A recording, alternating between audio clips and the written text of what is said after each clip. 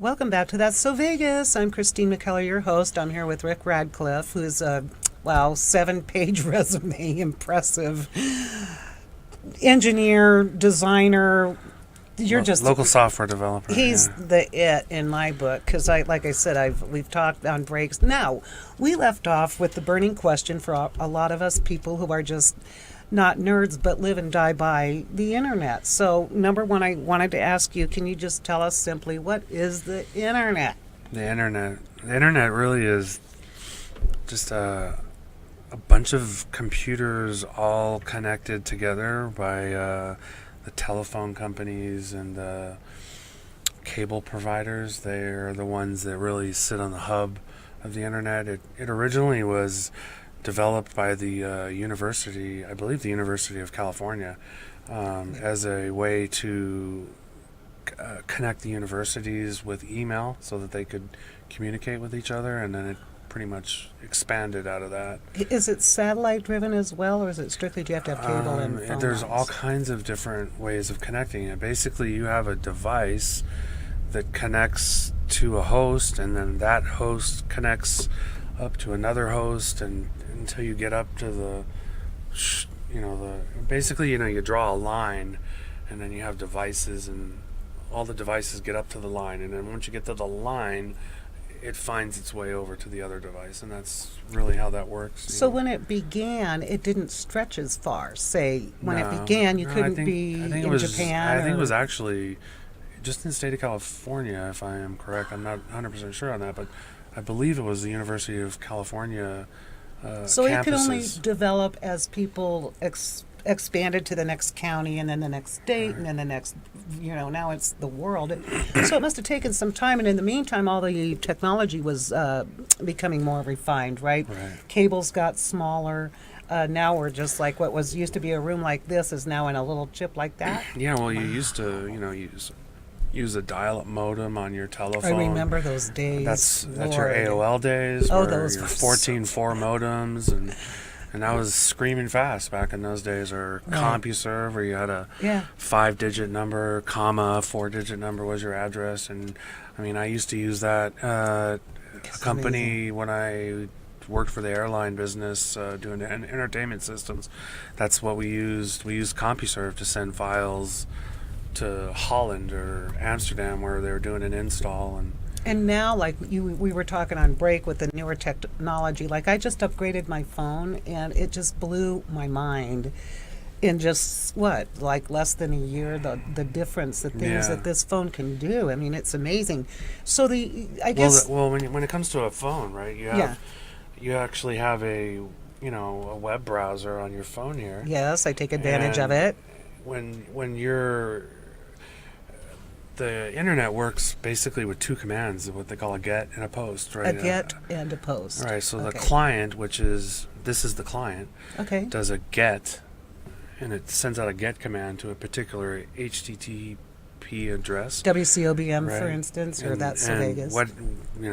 usmail.com or whatever, and then the server based on the IP address that's associated with the name, and that's regulated by one company. I think it's a government agency that issues IP addresses. Those are unique. Those are 4-digit 234 192.168.0. So each country has their own IP provider, The or whole world is that in one? conforms to that. Yeah. Oh wow, that's amazing. Right. Could on that note, I mean, there's so much more to this than meets the eye, but could the internet crash? I mean, wholly crash, or just? I don't think you could crash the whole internet all at once, just because it's not one entity. It's actually a combination of different telephone companies. You'd have to break down the T3 connections that really, when you get down to it, that's what connects the country. But I don't see how you could kill the internet in the whole world. What was that all comment at you made once. about that Arnold Schwarzenegger movie, Terminator? Terminator. You said there was interest in that yeah. comment. They that were made. trying to, at the end of Terminator 3, right? They were trying to get to Skynet, and because they thought there was a core, and it turned out they were just supposed to live, right? And so they went down that corridor, which, if you remember Terminator 1, you saw that corridor, and they actually went down the same corridor, and they went down to all these old, you know, room size computers, Right. and then he makes a statement that, you know, you couldn't stop Judgment Day, it was inevitable, because once the, you know, Skynet was turned on, it infected computer servers all around the world, because there was no core. It literally was all the servers around the world. I mean, for a while I had my own server sitting right in my own house. I have a static IP address, and when you go to my website, it was my server responding. And I actually had a virus that I got on my server one day. I happened to walk by and look over, and I saw the hard drive light was solid red. And somebody had actually got into my server and was using it for a video download site that they had, and they kind of got into other people's computers, and it was just a really small part of the alphabet, from like TE to TF, and then buried under 20 directories, there was a whole bunch of media on there that when you went to ask for something that was in that part of the alphabet, it actually redirected you to my server, because I had high-speed internet access, and they probably were paying nothing, you know, for phone service. Boy, somebody had to think that through, though, right? I mean, I it's not have what to your tell you, average I Joe was would pissed do. off. I bet you were. Because it screwed up my server, and I had to redo my server.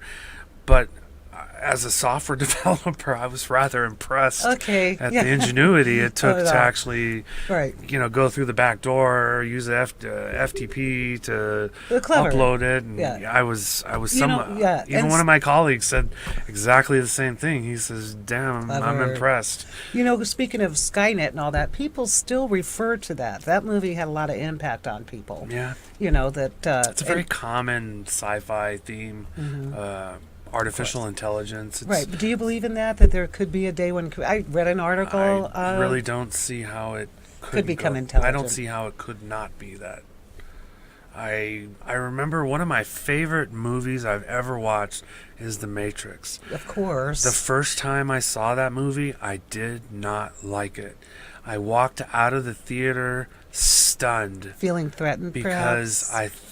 I realized how realistic that could be at some day, and it literally terrified me as I was walking out of the theater, because if you're that is afraid, the direction everything is going. I'm very afraid. Be afraid is what I'm saying. I think if we ever turn over decisions like that to computers, we're going to be in trouble in microseconds. That is amazing. It's hard for me to... I'm so aware of the power. Before I even got here, someone who knew you were coming on the show asked about search engines, which even I knew that they have like spiders, they call them, and that when you but it's just amazing that anything in the whole universe can be found on Google these days. So, and who stores all this information? Is this all part of the different? Well, the websites themselves have information.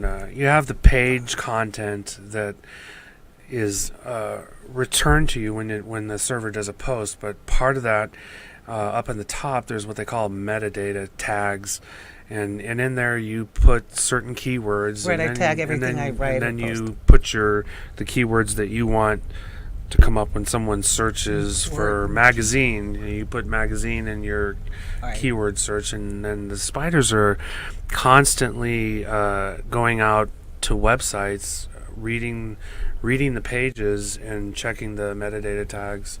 It's so scary, in a sense. And then there's a big, enormous database. I'm sure Google has. Well, Google means, that it's a number that's... Huge search engines that when you type in things, that's why it works so fast, because that data is static until they go out and search again, and then they'll update their tables. Well, we're going to have to come back to that in a little bit more. And again, I'm so happy that we got to discuss that, because I know a lot of people are wondering about that. We're going to take a quick break. I want to give a shout out to my fabulous sponsor, the Red Roof Inn on Paradise. It's across from the Hard Rock Hotel. They have free Wi-Fi and continental breakfast for guests, and they're pet friendly, and they're just doggone nice people. They have Red Roofs Inn all over the country. Doggone. We'll be right back. Stay tuned. Bye-bye.